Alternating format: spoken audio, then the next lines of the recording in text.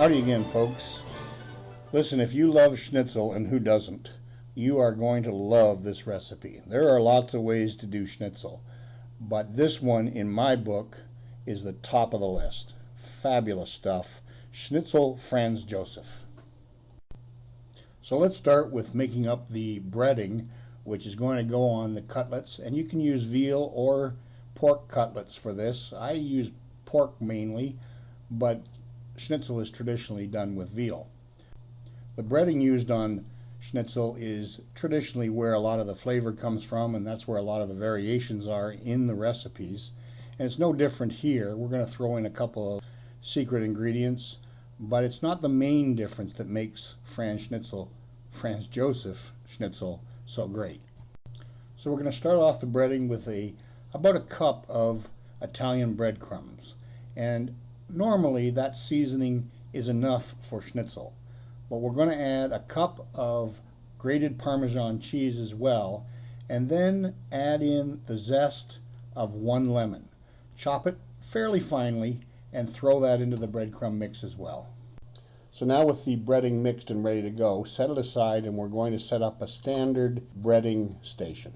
So now go ahead and get a plate and put some flour on there, and grab a bowl, throw in a couple of eggs and a little bit of water to dilute it, and give that a good blend until it's well mixed. And we've got our breadcrumbs in a bowl, so we've got the 3 stations to do a standard breading.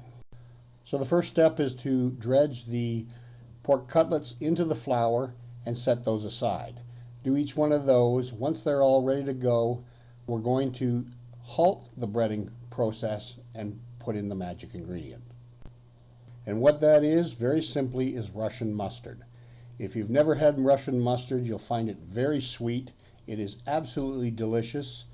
And we're going to take each piece of the pork cutlet and coat one side liberally, fairly liberally, with the Russian mustard. It is a dynamic taste it's going to add to this schnitzel.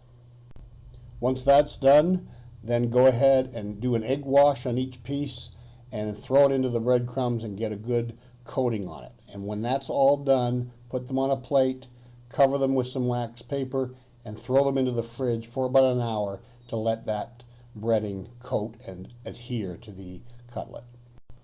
Now I like to serve a herbed roasted potato when I make Schnitzel Franz Joseph, and they're really easy to make. You just need about 5 pieces of potato per person, and the mini potatoes, or you can chunk it up like I've done in the video.